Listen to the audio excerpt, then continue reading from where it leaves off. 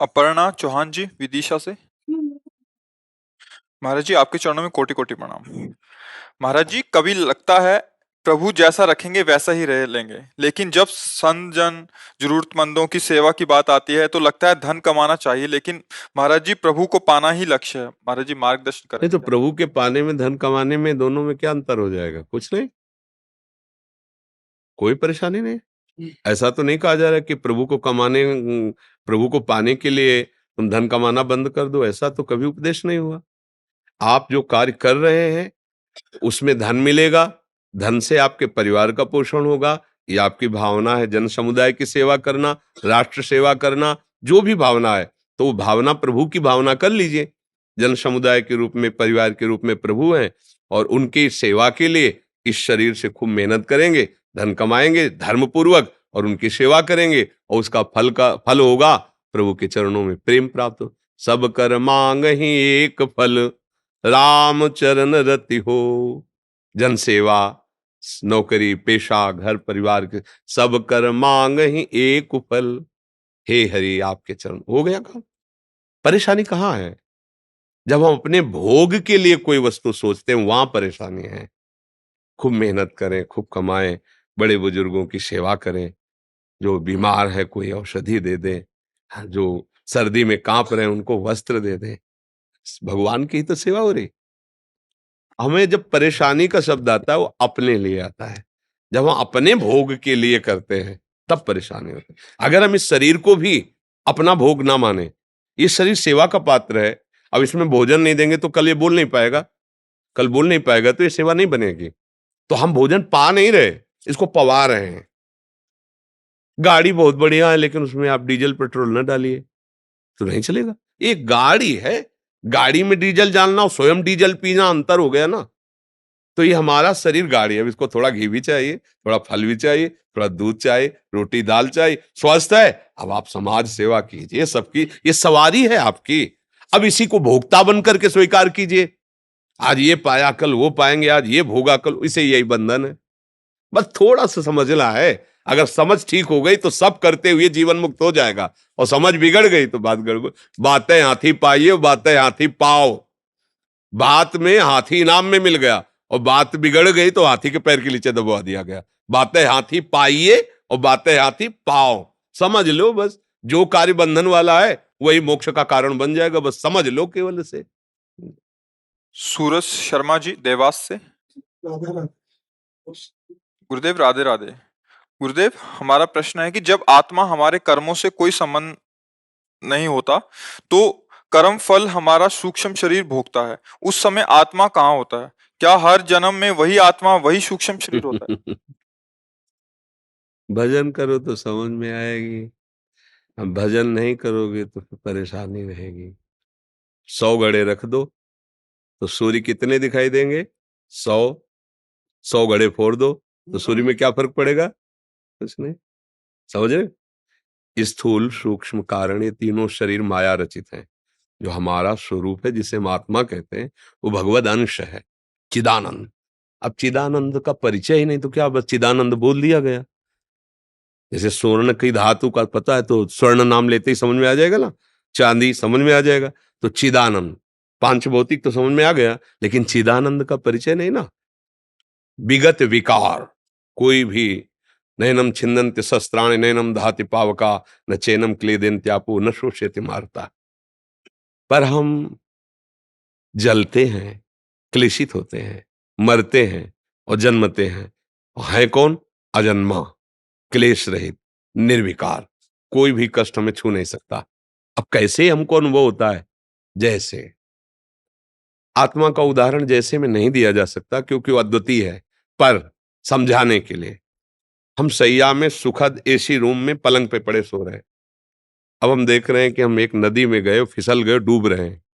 पूरा कष्ट महसूस हो रहा है, नदी का भयंकर प्रवाह हमें डुबोकर मार रहा है। अब एक बूंद पानी नहीं है वहां, कोई कष्ट नहीं है, पर आभास हो रहा है ना। अब बिना जगे कोई भी सैकड़ों मंत्र उपचार बाहर से करो, सैकड़ों नावों की व्यवस्था कर दो, सैकड़ों तैराक उपस्थित कर दो बाहर से, तो क्या उसको कोई फर्क पड़ेगा क्या? उसको बचाना तो सिर्फ जगा दो। जगते ही ना समुद्र है, न नदियां है, न मरना है, न, समझ गए ना। ऐसे ही अज्ञान की इस रात्रि में, मोह की निद्रा में हम सब शयन कर रहे हैं। इस शरीर को अपना स्वरूप मान लिया, मन बुद्धि सूक्ष्म शरीर को अपनी आत्मा मान ली, स्वभाव को अपना स्वरूप मान लिया, और भोक्ता करता भाव मेरे दिमाग में बैठ गया। मैं ये करूंगा, मैंने ये किया है, मैं ऐसा करता हूं, मैं ये भोगा हूं, मैं ये भोग रहा हूं, मैं ऐसा भोगूंगा। यही हमारी दुर्गति का कारण हो गया। अब थोड़ा भजन हो, शुद्ध होता चला जाए। जैसे हम किसी सरोवर के नजदीक गए, मीठा निर्मल जल है और ऊपर काई है। अब अगर हमें ज्ञान नहीं तो काई देख करके हम कि पानी तो यहाँ है नहीं, पर अगर ज्ञान है तो काई है तो पानी है जरूर, क्योंकि पानी से ही काई की उत्पत्ति होती है। अब आप प्रयास करो, काई हटाओ, जीविका ही हटाओगे तो निर्मल शुद्ध जल, मीठा जल आपके पास है। ऐसे ही माया की काई है, वो प्रगट उसी परमात्म तत्व से है। जैसे रस्सी से ही ब्रह्म सांप का हुआ है, रस्सी से ही हुआ, अगर रस्सी ना होती तो सांप का भ्रम ना होता। ऐसे ब्रह्म से ही माया का भ्रम हुआ है। ये भ्रम हटाना अपना कार्य है। काई हटाओ, निर्मल जल का स्वाद कर लो। तो मैं और मोर तोड़ते माया, इसकी काई जम गई है ब्रह्म द्रव के ऊपर। वो सुंदर वैसे ही मीठा, उसके स्वाद में कोई फर्क नहीं, पर ब्रह्म द्रव जल के ऊपर ये माया के मैं और मोर तोड़ते माया जही बस कीने। इस काय को हटाने के लिए हमें जानकारी चाहिए, वही है सत्संग। क्या करना चाहिए, कैसे हटाएं, वही है गुरु उपदेश, गुरु मंत्र, गुरु द्वारा दिया हुआ नाम। अब लगो, ब्रह्म द्रव में तृप्त हो जाओगे। जिसको खोजा तो जब मिला तो खोजने वाला ही था, वो खोजने वाला खो गया। जो मिला वो वही था जो खोजने वाला था, दूसरा नहीं। अब इस पहेली को सुलझा ले। पानी में मीन पियासी, मुझे सुन सुनी आवे। ये नीरज मुदगिल जी, प्रियंका मुदगिल जी। महाराज जी, मैं भारतीय वायुसेना में कार्यरत हूँ। महाराज जी, मेरा एक प्रश्न है। गरीब और असहाय लोगों की मदद करते समय कुछ लोग ये कहते हैं कि वे अपने कर्मों का फल भोग रहे हैं और हम उनकी मदद करके प्रभु के विधान में विघ्न डाल रहे हैं। क्या है महाराज जी, सत्य बात है? मूर्खता है, मूर्खता है। प्रभु ने तुम्हें अवसर दिया, सेवा करके अपना जीवन सुधार लो। आपके पास जो सामग्री है, जो बल है, जो सुख सामग्री है, उसको सार्थक कर लो। ऐसा नहीं कि कोई पानी में गिर के डूब रहा है तो तुम कह दो कि हाँ डूबने दो, नहीं तो भगवान के विधान में बाधा पड़ेगी। कूद पड़ो अपने प्राणों को न्यौछावर करके उसके बचाने के लिए। अगर ये विधान जैसा आप बोले, ऐसे विधान में तो घोर अपराध बन जाएगा। ऐसे माता पिता आगे पड़े पड़े रहने दो, क्योंकि फिर भगवान के विधान में हम बाधा क्यों पहुंचे? ये घोर मूर्खता, घोर मूर्खता है। यही तो मतलब बिना शास्त्र स्वाध्याय के, बिना भजन के बुद्धि थोड़ी पवित्र होती है। ऐसा नहीं है।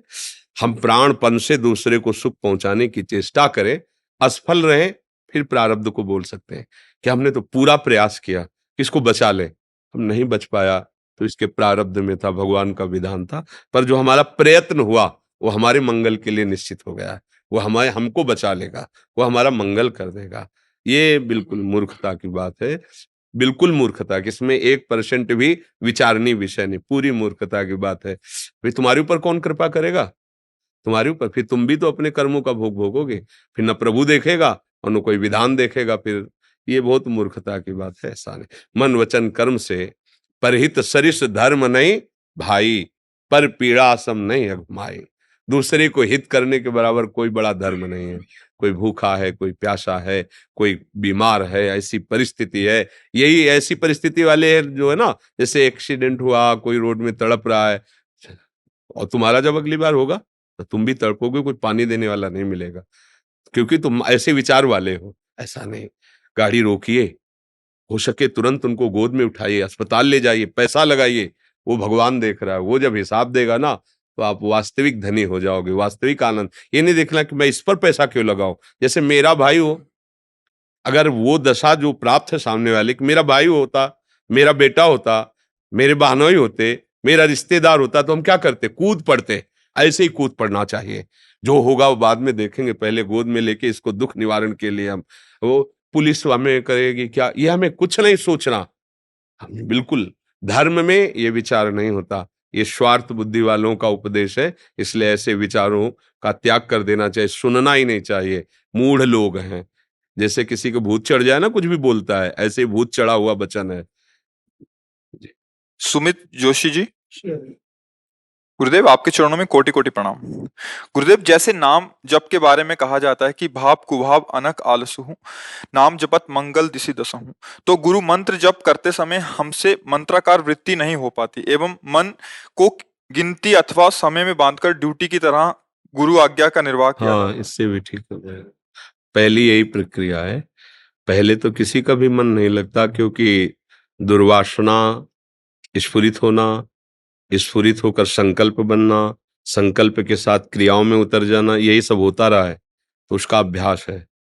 आप मंत्र जपोगे तो दुर्वासना स्फुरित होगी, वो संकल्प बनाने की चेष्टा करेगी, वो क्रिया जो भोग चुके हैं उसकी अंदर लालसा पैदा करेगी, उसका नाम तृष्णा है। तृष्णा आपको प्रेरित करेगी पुनः क्रिया करने के लिए, पुनः भोगने के लिए। सब विषय ही है, जो भागवती चिंतन में विरोधी भाव ना पैदा करे, ऐसे धर्मयुक्त शास्त्र सम्मत विषयों का सेवन करते हुए अन्य विषयों से उदासीन होते, ना बुरा माने ना अच्छा। जब मन फेंक रहा है शांत, और आप मंत्र जप रहे हैं, तो मंत्र सच्चिदानंदमय है। आप उसका जैसे जैसे जब बढ़ाते जाएंगे, वैसे वैसे वो सब नष्ट होता जाएगा। मंत्र से ही भाव प्रकट होता है। बोले भावपूर्वक मंत्र जपिए तो भाव कहाँ आएगा? मंत्र से ही भाव आएगा। जब मन निर्मल होने लगेगा तो भगवत भाव आने लगेगा, और जब मंत्राकार वृत्ति हो जाती, फिर तो आनंद की स्फूर्ति स्वाभाविक हो जाएगी। तो हमको ये प्रथम प्रक्रिया में बहुत ही सावधान रहना है, ना तो निराश होना है, ना हमें हारना है। क्योंकि मन हराने की कोशिश, बंद करो यार नाम, जब मन ही नहीं लग रहा है, बार बार भाग रहा है, नहीं नहीं, वो भाग इसीलिए रहा है आपको रोकने के लिए, पर आप चलते रहे तो वो रुक जाएगा। मंत्र में बड़ी ताकत है। जब मंत्र के अधीन भगवान है, तो फिर मन और इंद्रियों को तो अधीन होना ही पड़ेगा। इसलिए धैर्य पूर्वक जप पर ध्यान दीजिए, और मन जो उद्दंडता कर रहा है वो तो जप ठीक कर लेगा, चाहे वो मंत्र का जप हो चाहे नाम जप का हो, दोनों प्रभावशाली हैं। मंत्र जप में थोड़ा पवित्रता का, और नाम जप में जैसी भी स्थिति में हो, समझ रहे ना? अजय ऋषिकेश से, महाराज जी, संत कौन है? क्या विरक्त ही संत हो सकता है, गृहस्थ नहीं? विभीषण जी कौन थे? क्या कपड़ा पहने थे? राजमंत्री थे, रावण के छोटे भाई थे, और भगवान कह रहे तुम सरीखे संत प्रिय मोरे, धरऊ देह नहीं आन नहीं। वैसे सत्संग में तो विस्तृत रूप से इसका प्राय लगभग लगभग हो ही जाती चर्चा इसकी। संत वही है जो भगवान के चरणों का आश्रय लेकर निरंतर भजन करते हुए सब में भगवत भाव रखते हुए सुख पहुंचाने की चेष्टा करे। वो कपड़ा काले पहने, पीले, नीले, लाल, धोती, कुर्ता, पैंट, शर्ट, कुछ भी पहने, वो संत है। जब भगवान श्री राम जी कह रहे तुम सारी के संत, और सबसे बड़े गुरुओं के गुरु महादेव जी हैं, देवाधिदेव महादेव जी। जिस समय रावण ने लात मारी और विभूषण जी ने हाथ जोड़कर कहा तुम पितु सरिस भले ही मोहि मारा, राम भजे हित नाथ तुम्हारा, तो कैलाशपति बोल पड़े उमा संत कह इहे बड़ाई, मंद करत जो करे। ये शांत है विभीषण, ये शांत है। उसने लात मारा और ये कह रहा तुम्हारा परम हित होगा, राम की शरण जाओ, राम का, ये शांत है। न वो लाल पहने थे न पीले पहने थे। जब अपना परिचय दे रहे तो बहुत ही विचारणीय विषय, वो कह रहे नाथ दशानन कर मैं भ्राता, निश्चर वंश जन्म सुर ताता। अपना परिचय दे रहे कि आप जान लो मैं कौन हूं, आपको क्लेश देने वाले रावण का मैं भाई हूं, निशाचर वंश में प्रकट हुआ हूं। भजन साधन तो कुछ है नहीं प्रभु, बस जैसा हूं आपके सामने हूं, नाथ आपकी शरण, यही संत का स्वरूप। कहीं भी गुणाभिमान नहीं है। भाई जी से हनुमान प्रसाद पोद्दार जी प्रेम में डूब गए। भाई जी को कौन संत नहीं मानता? भारत में या विदेश में कल्याण के द्वारा लाखों करोड़ों लोगों का कल्याण हुआ है। और धोती कुर्ता चश्मा भाई जी की पोशाक, और बड़े बड़े संत वैरागी ज्ञान सिद्ध भाई जी, बड़ी बड़ी सभा में ऐसे संत बैठे और ऐसे भाई जी बैठकर उपदेश। भैया संत का तात्पर्य है जिसका हृदय भगवदाकार हो गया है। अगर वेश है और भगवदाकार हृदय तो क्या कहना है, मानो स्वर्ण में सुगंध आ गई हो। और भेष है अंदर से उद्देश्य भगवत चिंतन, भगवत प्राप्त, तो फिर कपट हो गया ना। और भेष नहीं है और भक्ति जाज्वल्यमान है तो वो संत है। उसके लिए जहां कहीं भी संतों, तो संतों के लक्षण बताए गए हैं। वेश तो आचार्य परंपरा से है, लेकिन लक्षण जो है जब तक नहीं आएंगे तब तक केवल वेश मात्र धारण हो और आचरण गंदे हो तो उसे पाखंड कहते हैं। नहीं कहते पाखंड, मतलब वेश है हंस का, वो आचरण है तो फिर वो पाखंड हो गया। तो इसलिए संत एक हृदय की स्थिति का नाम है। जैसे प्रधानमंत्री एक पद है, कोई भी भारतवासी कोई भी योग्यता प्राप्त करे तो उस पद पे बैठ सकता है, अधिकार है। ऐसे ही हम सब भगवान के बच्चे हैं। कोई भी साधना करो, जितेंद्रिय बनो, भगवान नाम जापक पवित्र आचरण करो, आप संत हो जाओगे, कोई भी हो। क्योंकि हम सब भगवान के बच्चे हैं। इसके लिए कोई ये थोड़ी कि इतना पढ़ा होना चाहिए, स्कूल में जन्मना चाहिए, गोरा होना चाहिए, काला होना चाहिए, ऐसा कुछ चले। जो हो जैसे हो, पुरुष नपुंसक नारीवा, जीव चराचर कोय, सर्वभाव भजी कपट तजी, मोहि परम प्रिय सोय। जो भगवान को प्रिय वही तो संत है, वही भक्त है। समझ गए बच्चा? विशाल सिंह चौहान जी, जय श्री कृष्ण। गुरुदेव आपके चरणों में कोटि कोटि प्रणाम। गुरुदेव, मैं भारतीय सेना की सर्विस से रिटायर होने वाला हूँ। आपकी महान कृपा से आपके बताए वचनों पर चल रहा हूँ। आपने मेरा जीवन बदल दिया। गुरुदेव, मेरा एक प्रश्न है। रूप ध्यान करते समय भगवान के श्री विग्रह जिनका हम प्रत्यक्ष में दर्शन किया है, उनका ध्यान बनता है। रूप ध्यान में और प्रवीणता कैसे प्राप्त करें? हाँ, वैसे इस विषय पर कई बार चर्चा की है। देखो, प्रभु का प्रगट रूप काउ सो कहाँ, जहां प्रभु नहीं सब उनके। फिर श्री विग्रह रूप में तो प्रगट विराजमान ही है, जैसे अपने वृंदावन में या जहां भी भगवत धामों में, भगवत मंदिरों में वही विराजमान है। पर जो प्रभु का रूप है वो केवल नाम जानता है, या नाम जिसको जना दिया वही जानता है। समझ रहे हैं हमारी बात? नाम के बिना रूप का परिचय नहीं है। जैसे आप हमारे सामने हो, ये कौन है तो परिचय कौन बताएगा? नाम। नाम बताएगा ना। आप सामने हो लेकिन हम नहीं जानते, अभी आपका परिचय हो जाएगा। ये कौन है? बोले ये अमुक है, नाम परिचय। रूप का परिचय कौन देने वाला है? नाम। भगवान का जब हम नाम ध्यान सहित जपते हैं, जैसे राधा राधा राधा, ध्यान भी नाम का, जप भी नाम का, श्रवण भी नाम का। अब नाम रूप प्रकाशित करेगा। वो रूप जो न कभी देखा है, ना किसी अन्य साधना से देख सकते हैं, वो नाम प्रकाशित। जैसे जैसे रूप प्रकाशित होगा, फिर जो दशा आएगी उसे प्रेम कहते हैं। रूप छके घूमत रहे, तन को तनिक न भान, नारायण दृग जल बहै यह है प्रेम पहचान। अब ये रूप, या तो नाम को दुलार करो, इतना ध्यान नाम का, रा बड़ा की मात्रा धा, ये परा विद्या, इसी में रूप प्रकाशित हो जाएगा। अब अगर ऐसा भाव नहीं बनता तो फिर किसी प्रभु के श्री विग्रह जो बहुत प्रिय लगता हो, जिसमें चित्त अपना राजी हो गया हो, उस श्री विग्रह के छवि रखो, थोड़ी थोड़ी देर में बार बार प्रगट में देखो, फिर वैसे भावना करो, श्री चरण ऐसे ऐसे ऐसे। अब ये ध्यान उसी असली रूप को प्रकाशित कर देगा जो सच्चिदानंद में बप्पू भगवान का है, इसी छवि से, इसी विग्रह के ध्यान से, क्योंकि उनकी भावना करके कर रहे हो ना, वो प्रकाशित हो जाए। अब दो में आपको जो प्रक्रिया ज्यादा सहज, सरल और विश्वासपूर्ण अपने में लगे वो पकड़ लीजिए आप, और उसी से आपको अनुभव होने लगेगा। डॉक्टर राहुल माहेश्वरी जी, हैदराबाद से। राधा राधा श्री हरिओम। गुरुदेव, आपके चरणों में कोटि कोटि प्रणाम। गुरुदेव, क्या साधक को सूर्यास्त के बाद भोजन पाना ठीक रहेगा या ठीक होता है? पा सकते हैं। सूर्यास्त के समय ठीक नहीं, 2 घड़ी बाद, 48 मिनट बाद, जो जिस समय भगवान सूर्यास्त होने जा रहे हैं उस समय केवल भगवद स्मरण, भागवतिक कार्य, खान पान, शयन, मैथुन, स्वाध्याय, ये सब उस समय नहीं होता। जैसे प्रातःकालीन भगवान सूर्योदय हो रहे, अर्घदान करके गुरु मंत्र, गायत्री मंत्र जो गुरुजनों ने प्रदान किया है, चाहे आप 10 मिनट ही करें, जीवन बदल जाएगा भगवान सूर्य को प्रणाम करके, क्योंकि वो सारे जगत को प्रकाशित करने वाले, जीवन दान देने वाले साक्षात नारायण पधार रहे हैं सूर्य रूप में। स्वागत, जैसे कोई अपने से पूज्य जन आवे तो हम लोग खड़े होते ना, ऐसे पहले था। इतना सबको अधिकार है हाथ जोड़कर प्रणाम करना, जल पुष्प आदि अर्पित करना, और जो नाम जो मंत्र मिला है कुछ अगर ये दोनों संध्याओं में किया जाए बहुत उत्तम है।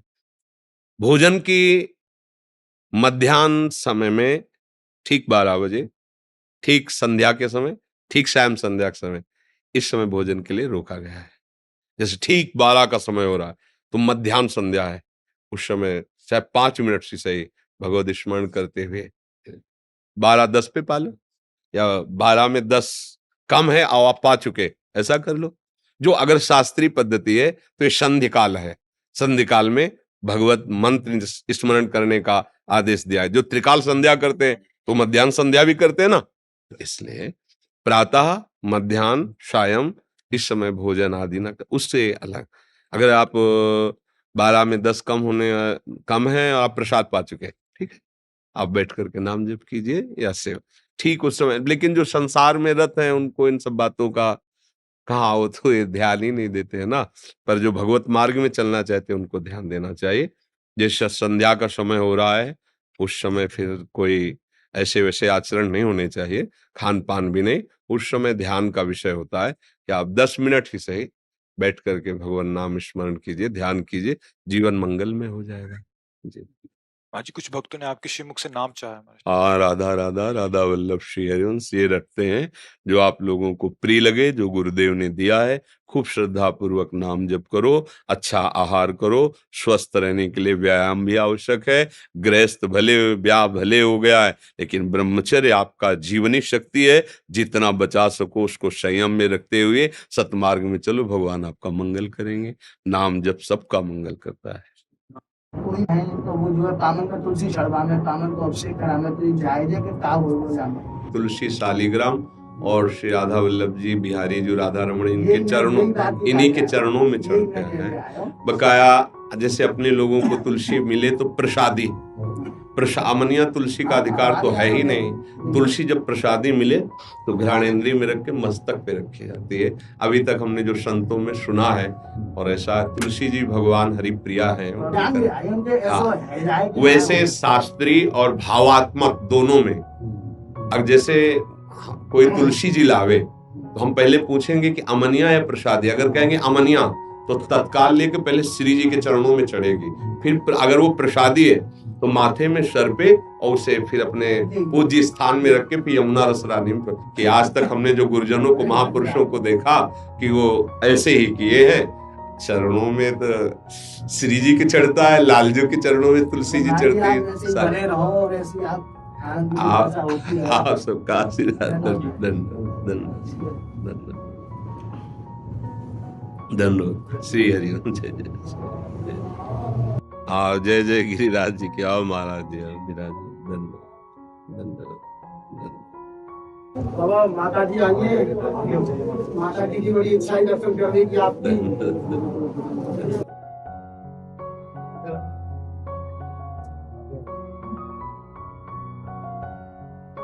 और आगे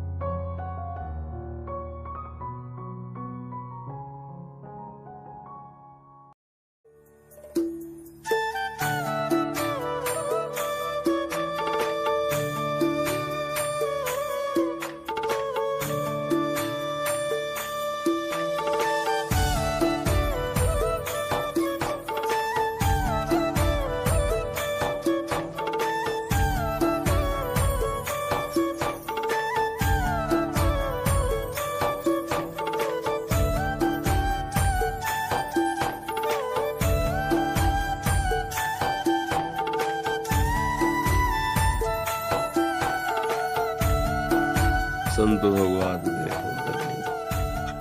करुणा में